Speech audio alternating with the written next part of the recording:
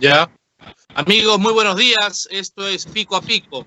Muchas gracias por la sintonía y muchas gracias por la preferencia. Mi nombre es Alberto Bayac y estamos interconectados, como siempre, con el panel principal, la doctora Rosa Bartra, la doctora Mónica Yaya y la comunicadora Vania Tais, con la cual vamos a hacer análisis político de la coyuntura nacional. Rosa, buenos días. Buenos días, Alberto. Buenos días, Mónica. Buenos días, Vania. Ya, este es nuestro pico a pico postelectoral. El último que tuvimos fue antes de las elecciones y bueno, ahora estamos ya pasada la fiebre, estamos recuperando la temperatura porque supongo que se nos volverá a elevar dentro de poco. Así que feliz de estar con ustedes, agradecida a la coordinadora, a nuestros amigos del cable, por permitirnos ingresar a sus hogares, ingresar a sus teléfonos para poder compartir unos minutos de conversación. Claro que sí. Rosa, las elecciones del último domingo, el día 11 de enero, han dado una lección a los soberbios y también han dado una gran lección de humildad por la cual aparece un candidato outsider, ninguneado por los medios de comunicación, pero que se erige en el ganador a nivel nacional. La pregunta de rigor es la siguiente: ¿existe acaso una gran polarización entre izquierda radical y una derecha que no ha sabido conjugar los mejores esfuerzos para contribuir con el desarrollo nacional? ¿Tú ves esa polarización ahora después de este resultado electoral?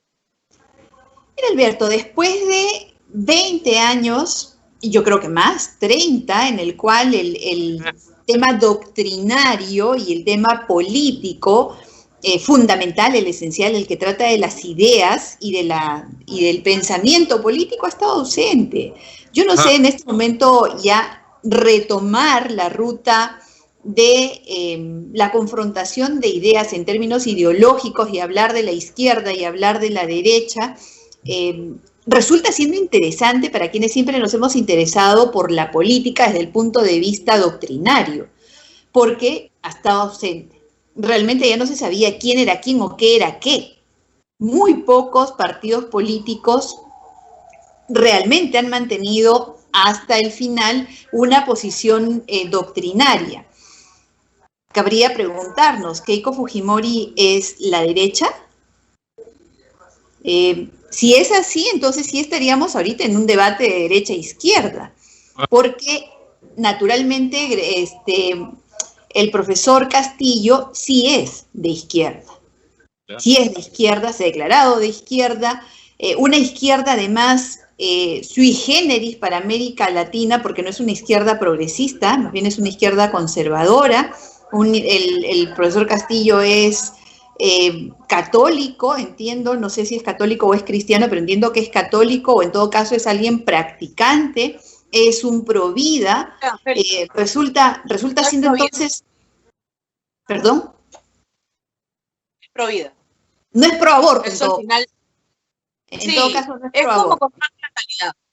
En todo caso no es pro aborto. Entonces, pero ¿a qué voy con esto? A que, digamos, si vamos a nosotros a ir al tema, es derecha, es de izquierda, creo que vamos a perder mucho. Lo mejor sería coger qué es lo que están pretendiendo cada uno de ellos, qué es lo que están planteando y qué es lo que el país podría esperar con un posible gobierno de ellos, de quiénes están rodeados, quiénes son sus congresistas, quiénes son su equipo con el cual gobernarían. Eso creo que podría darnos mejores luces que meter esto al tema ideológico que ha estado tan ausente y que es tan lejano a la mayoría. Y en todo caso, si vamos a tomar un debate ideológico, pues vamos empezando definiendo, ¿no? Vamos empezando por la definición. Es un momento crucial para nuestra patria. Nunca hemos tenido todas las crisis superpuestas, crisis política, social, económica, sanitaria, institucional. Entonces, quien vaya a coger el timón de este barco en crisis llamado Perú, tiene que ser alguien que responda con un planteamiento serio y un equipo serio a los desafíos que naturalmente se van a encontrar. El país no es el país de hace 2 años, no es el país de hace 15, no es el país de hace 20. Es un país en crisis que requiere un gobernante que sepa lo que va a hacer y tenga con quién y además sepa cómo hacerlo. Claro. Gracias, Rosa. Mónica, ¿existe después de las elecciones acaso una confrontación entre ricos y pobres como está haciéndola ver el candidato Pedro Castillo? ¿Crees que es posible esto?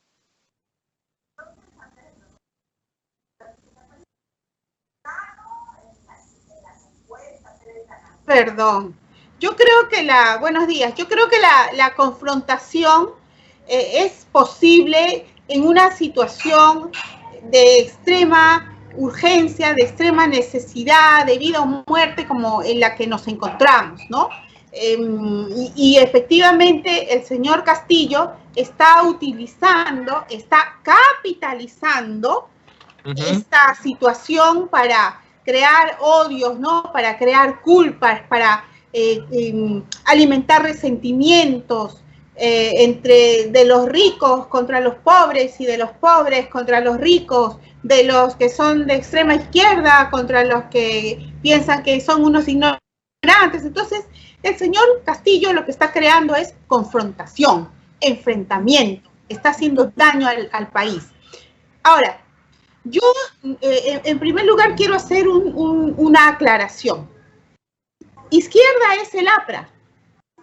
Izquierda es el APRA, que desde el inicio de su historia lucha por los derechos de los trabajadores, por los derechos de los obreros, por los derechos de los discriminados. El señor Pedro Castillo no es izquierda, no es ni siquiera extrema izquierda. El señor Castillo es, más allá de la extrema izquierda, es el abismo. Eso es el señor Castillo. Eso es Pedro Castillo. Es el abismo, es la muerte, es el desastre. Yo quisiera saber qué es Keiko Fujimori. No sé qué es Keiko Fujimori. Es centro, quiere ser de izquierda, es de derecha. Y lo que la gente quiere saber y lo que a la gente le gusta, aun cuando se crea antipatía, es saber quién es la persona que está presentándose como candidata a presidente de la República. Por eso en un inicio, en una primera etapa, López Aliaga tuvo respaldo popular. Y el respaldo popular cayó cuando López Aliaga se retrajo, ¿no? Cuando dejó de ser el león para ser un gatito. Lo mismo podría suceder con Keiko Fujimori, porque esto de ser amigo de todos le puede ocasionar no solamente lo que le ha sucedido a López Aliaga, sino también lo que sucedió con Hernando de Soto, porque muchos no votaron por Hernando de Soto porque también intentó ser amigo de todos y quedó en 4º lugar. Lo que tienen que hacer los candidatos, ambos, es deslindar de etiquetas bien o mal puestas, pero etiquetas al fin, que las tienen sobre la frente. El señor Castillo, no sé si será posible, pero de alguna manera él tiene que deslindar del terrorismo, y de lo que sí puede deslindar es del régimen autoritario del señor Nicolás Maduro, diciendo claramente y con todas sus letras, como decía en un principio el señor López Aliaga, que es un dictador, y que es un violador de derechos humanos, y que eso no es lo que quiere para el Perú. Pero así de claro. Y ambos candidatos tienen que decirnos, garantizarnos a los peruanos que desde el primer momento que tengan la banda presidencial, la corrupción personificada en Odebrecht será expulsada del país. Eso es lo que queremos los peruanos. Porque por culpa de la corrupción no tenemos en estos momentos ni cama UCI, ni oxígeno, ni nada que nos garantice la vida. Entonces, a pesar que el señor Pedro Castillo es el abismo, tiene respaldo porque se muestra tal como es. Quisiéramos ver quién es Keiko Fujimori, que ponga las cartas sobre la mesa y que pelee por esa presidencia por la que ella está candidateando en estos momentos. Gracias. Creo que sí, gracias, Mónica. Vania, el día de ayer hemos podido observar a una Keiko Fujimori insípida, opaca, de poca brillantez en el discurso. Yo la he visto particularmente timorata, con una apariencia, ¿no?, de santurrona leyendo Biblia, como para dar una apariencia, ¿no?, de poder captar los votos conservadores que podrían eventualmente a ella darle una victoria en segunda vuelta. Pero en comparación, Pedro Castillo ha dado un mensaje bastante duro, ¿no? Un mensaje radical, fuerte, de verbo flamígero, prometiendo incluso indultar a Antauro Humala, con lo cual podría obtener mayor, ¿no?, resiliencia electoral en el sur. ¿Tú crees que la estrategia de Keiko Fujimori, de todo lo que estamos comentando, sea la más adecuada de cara a una segunda vuelta electoral? Yo creo que Keiko y Rafael López Aliaga son las únicas dos cartas que podrían vencer a la izquierda de Pedro Castillo. Ahora, yo creo que Keiko está manteniendo la línea que ha hecho toda su campaña. Acuérdate Sí, que ella llega a la segunda vuelta justamente con un discurso sólido, pero tranquilo, manteniendo la templanza, no perdiendo los papeles, atacando solo cuando es necesario. O sea, yo veo una Keiko muchísimo más calculadora, ajá. ¿me entiendes? Mucho más cuajo y cálculo político que antes. Ahora, lo que sí creo es que tiene que meterle picante a su campaña. Creo que quizás el primer mensaje que ha dado es suave, es más tranquilo, porque ella es imposible que no esté consciente del antivoto que tiene. ¿Ya? Entonces, quiero recordarle a los electores que ella también es una candidata pro vida, que ella también es una candidata pro familia, que también es una candidata católica. Ahora, lo que la gente quiere, y lo ha demostrado con su voto, porque ha escogido a 4 señores de las Fuerzas Armadas, lo que quiere decir que el Perú quiere a 4 hombres patriarcales heteronormativos en el Congreso y no progres, y no de la izquierda moderada, aburguesada, afrancesada, ¿no? Le ha dado su rechazo total a esa izquierda, y más bien han optado por una izquierda más radical, que ya linda con lo retrógrada. O sea, como dice Mónica, es el abismo, es Corea del Sur. Entonces, ¿qué pasa? Que Keiko, yo lo que creo es que sabe, como te digo, cuál es su antivoto, tiene muy claro que la gente que va a votar por ella esta segunda vuelta no va a votar por Keiko Fujimori, va a votar en contra del comunismo asesino, Ajá. ¿no? Entonces, yo creo que ella ha tomado este primer paso mostrándose conciliadora, mostrándose abierta al diálogo, mostrando templanza, mostrando humildad, tranquilidad, justamente porque todo está muy fresco y ahorita hay gente que dice Fujimori nunca más y lo ha puesto hasta en su foto de perfil, pero cuando la gente cuando pase la cabeza caliente de las elecciones, cuando la gente ya se remoje en un balde de hielo, como cuando nos daba fiebre 40 y éramos bebés, ¿no? O sea, cuando la gente ya se tranquilice y piense con cabeza fría, vas a ver que en la urna nadie va a ver lo que van a marcar, pero si quieren seguir viviendo como viven, van a tener que marcarla acá. O sea, ya hay un punto en el que simplemente se van a tener que resignar y no hay problema, pueden negarlo hasta el fin de sus días, pero va a pasar. Porque votar por Pedro Castillo es votar por literalmente tirar al tacho de basura estos 20 años de crecimiento y convertirnos en una nación zombie. Entonces, lamentablemente es así, y yo creo que más bien ha sido prudente ella. O sea, yo creo que con lo que van avanzando las semanas y conforme la gente se vaya enfriando, va a empezar a ponerle más rigor, más fuerza a su mensaje, más pasión. Y lo que es importante, como han dicho Rosa y Mónica, es que sea sincera respecto a lo que ella representa y demuestre una identidad clara. Claro. Gracias, Vania. Rosa, desde el día de ayer he estado estudiando el plan de gobierno, el ideario político de Perú Libre, de Vladimir Cerrón y de Pedro Castillo. Espero no terminar medio socialista por aprenderme muchos conceptos de este ideario. Y puedo apreciar que conceptualmente, ideológica y doctrinariamente vemos, ¿no?, apreciaciones sobre nacionalización, expropiaciones, estatismo puro y duro.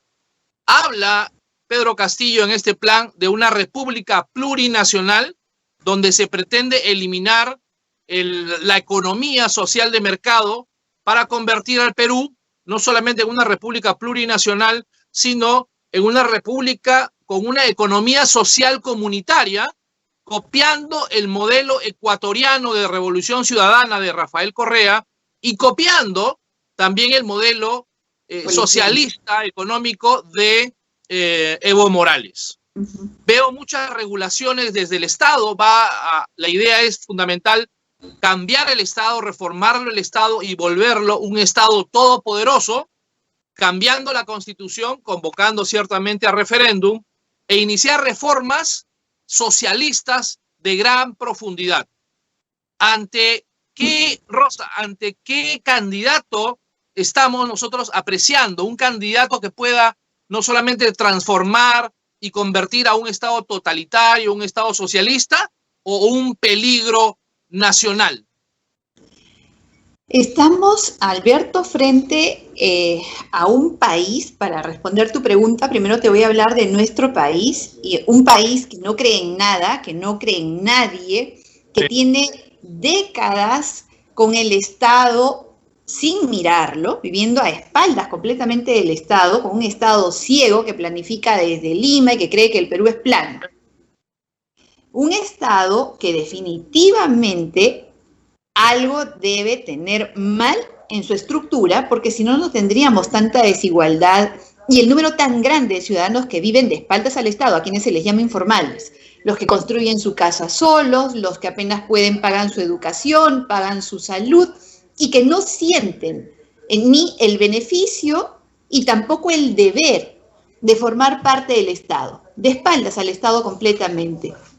Estos que han sido los más golpeados durante la pandemia, que han perdido la posibilidad de su ingreso diario, que han visto morir uno tras otro a los miembros de su familia. Vamos, 150.000 compatriotas que han perdido la vida en este tiempo, que no pueden conseguir medicamentos, que las vacunas les son negadas, que van a los hospitales y no encuentran una cama, que mueren asfixiados vendiendo su último objeto de valor para conseguir un poco de oxígeno. Está frente a un país que está exigiendo cambios, que ya ni siquiera sabe bien de qué tipo, pero que exige cambios. Y entonces es muy fácil aprovecharte de la necesidad para vender una reforma total.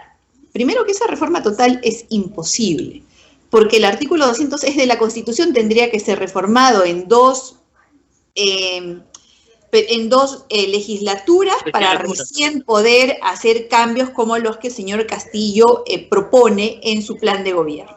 Segundo, que si él va a expropiar, también de acuerdo a la Constitución, tiene que pagar en efectivo el justiprecio de cualquiera, de cualquier propiedad que él pretende expropiar. Imagínate expropiando pues las mineras o expropiando las hidroeléctricas. O sea, realmente es imposible. Por eso es que yo abrí mi presentación hablando de la viabilidad de las propuestas. Es muy fácil ahorita encender cantos de sirena porque el pueblo está desesperado. Todos estamos desesperados, todos estamos desengañados, todos estamos decepcionados.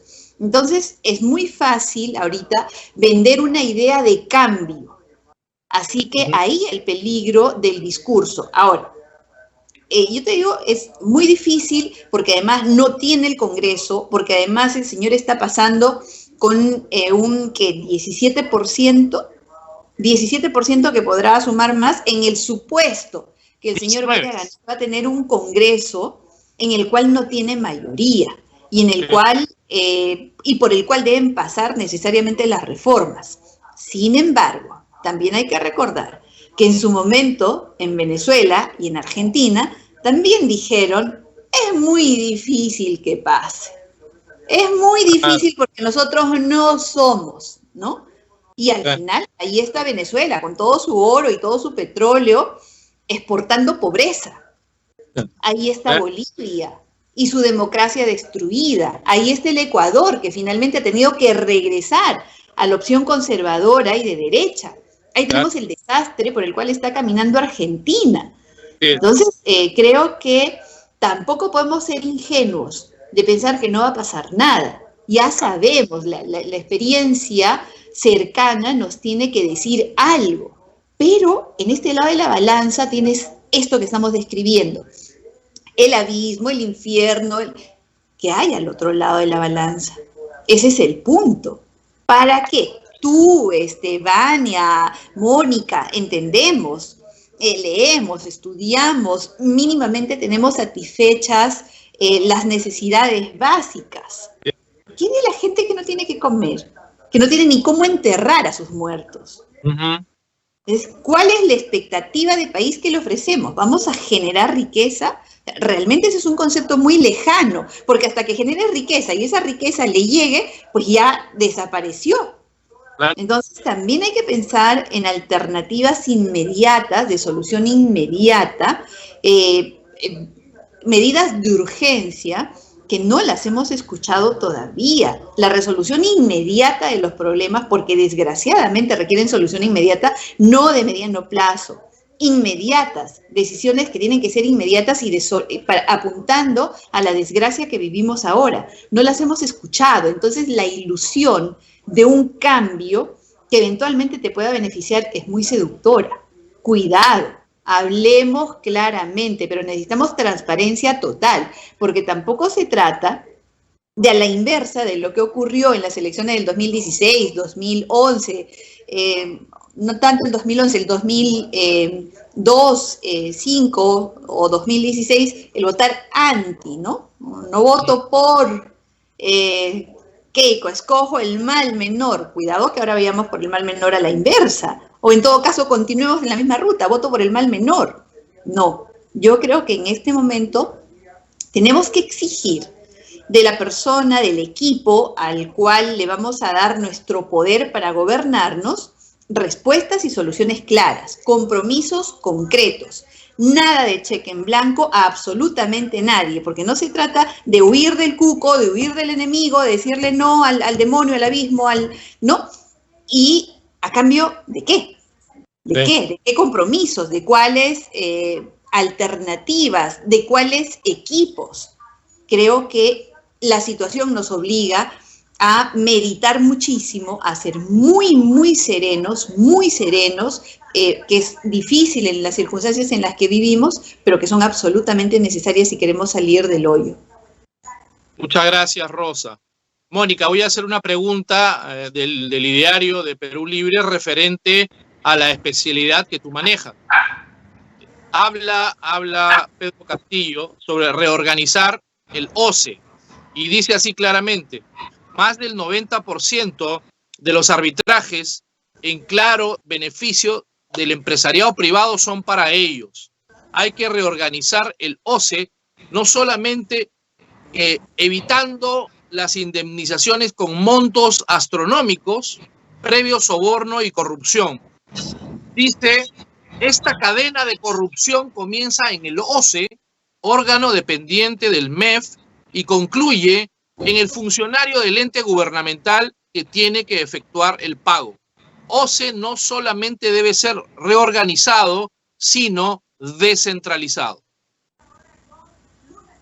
Absolutamente, digamos, cierta esa parte, y en eso consiste el peligro del programa del señor Pedro Castillo, que él parte diciendo algunas verdades. Por eso, yo no estoy de acuerdo con mi amiga Vania, me gustaría estar de acuerdo con ella, cuando dice, en el momento de poner la cédula en digamos, en la caja de la OMPE, voy a pensar bien si quiero perder mis propiedades o quiero tenerlas garantizadas. Entonces, por lo tanto, votaré por la opción contraria a la de Pedro Castillo. Votaré porque Keiko Fujimori. Me gustaría pensar así, pero no creo, porque en ese caso estaremos pensando según nuestra realidad. Y lo que debemos tener en cuenta es que en estos momentos no todos los peruanos tienen una vivienda. No todos los hijos de los peruanos tienen una tablet para llevar sus clases a diario. No todos los peruanos tienen la posibilidad de tener un seguro porque tienen un contrato de trabajo que les ha proveído un seguro particular, ¿no? Las famosas EPS. No todos tienen una CTS, no todos tienen una AFP. Entonces, me gustaría pensar como Vania, pero yo creo que no va a ser así, porque hay una realidad, y es que hay un Perú, digamos, nuestro país está dividido, alejado, estamos entre nosotros, somos prácticamente desconocidos, ¿no? Y a veces sentimos que no tenemos cosas en común. Entonces, mucho cuidado con eso. A mí sí me preocupa el programa de Pedro Castillo porque parte de realidades. Por ejemplo, que la corrupción empieza en OCE. Y eso es absolutamente cierto. Es cierto. La corrupción parte en OCE porque en OCE se hacen las normas a favor de la corrupción. ¿Ok? Pero en la solución está el problema. En la interpretación que hace Pedro Castillo de la solución está el problema, porque él dice que se está pagando todos los es identificar al corrupto y sacarlo, como Odebrecht, porque hay muchos microempresarios a los funcionarios públicos quieren sacarles el famoso diezmo y como no lo obtienen, simplemente no les pagan. Y la única opción que les queda a los microempresarios y a los medianos empresarios peruanos es recurrir al arbitraje para que les reconozca que esa institución pública les debe y que un funcionario público que estuvo presionándolo para que le dé el diezmo le hizo la vida imposible y por eso tuvo que demandarlo y lógicamente ganó el proceso arbitral. Entonces Pedro Castillo está absolutamente mal. Y por eso es tan importante la identificación de los candidatos. Quienes nos escuchan, los ciudadanos que nos escuchan dirán, ¿y a mí qué me importa si es de izquierda o de derecha? Yo lo que quiero es tener mi terreno para empezar a construir aquí mi casa. Sí importa, amigos, sí importa, ciudadanos, importa. Tanto importa que, por ejemplo, ahora que necesitamos las vacunas, el presidente Sagasti saca su verdadera personalidad y por ser comunista, ojo, no es de izquierda, solamente ya quisiera ser de izquierda, es comunista, que es el abismo, ¿ok? Saca su verdadera identidad y dice no, porque los pobres no se van a vacunar después de los ricos, y al final, en estos momentos prácticamente no hay nadie vacunado. Entonces, sí es importante, queridos ciudadanos, saber cuál es la ideología política. Y por eso, a mí me interesa saber y me interesa que Pedro Castillo diga claramente que es un imitador de Nicolás Maduro, que va a hacer las cosas peor que Hugo Chávez, que lo diga. Y que Keiko Fujimori también diga qué es y cuál es su identidad y cuál es su ideología política, porque los peruanos tenemos que saber a cuál de los dos nos vamos a tener.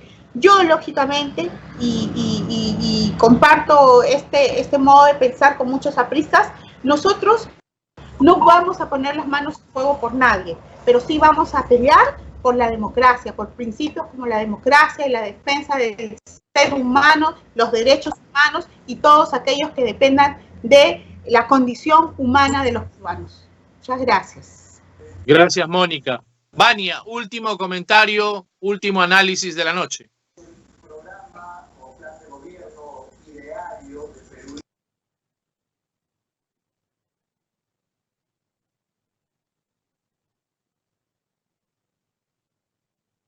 Hola. ¿Escuchan? Ahora sí. ¿Sí? Sí. Ya. Cuando yo decía lo del ánfora, lo de la cédula, me refería a los caviares, por si acaso.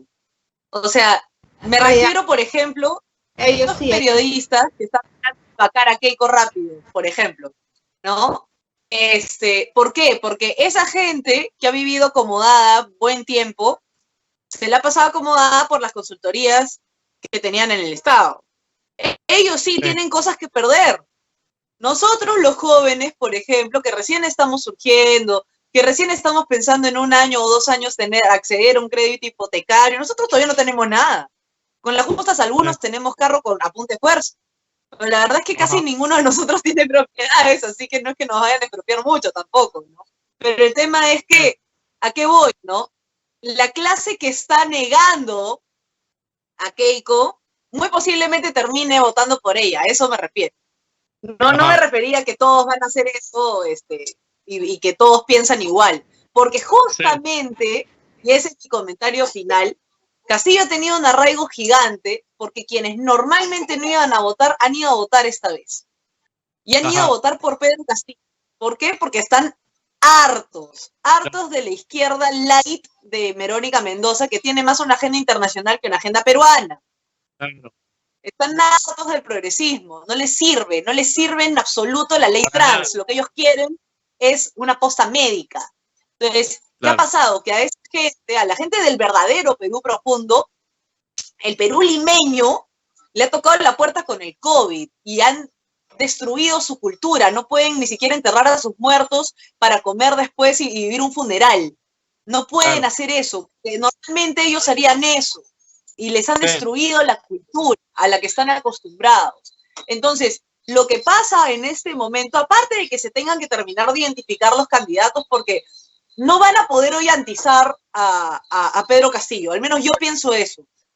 A pesar de que la República ya esté intentando maquillarlo, y además que él ya se puso en modo Neymar a decir, ya me están terruqueando y casi se pone a llorar, se quiebra y todo. Entonces, honestamente yo lo que pienso es que él va a seguir teniendo una figura radical. Y espero que sea así, porque su plan de gobierno es mucho más importante que lo que él dice. Y en su plan de gobierno está perfectamente claro que el Perú se va a ir al abismo. Clarísimo, más claro que el agua. Se va, cada empresa estatal, o al menos casi todas las que han existido, han quebrado por algo en el Perú. Y hay que acordarnos de esto porque esa es la necesidad que tenemos de que exista inversión privada. O sea, ya mucho más allá de eso, inversión privada no son las grandes mineras, no son las grandes empresas. Inversión privada somos todos. Inversión privada somos los pequeños, los micro, hasta los nano. Todos somos privados.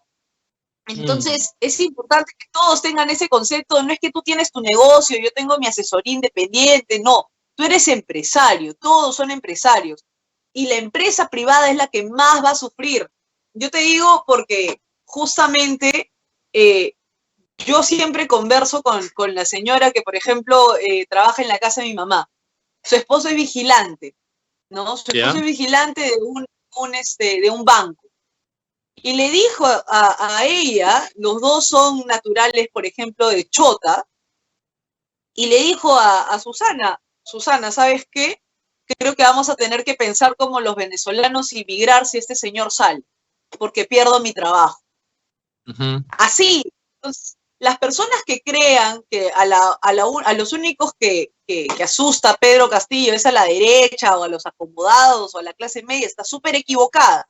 Porque justamente las personas que viven en las zonas populares de Lima, en las zonas de menos recursos, esa gente vive todos los días con venezolanos, hay que tener eso en cuenta.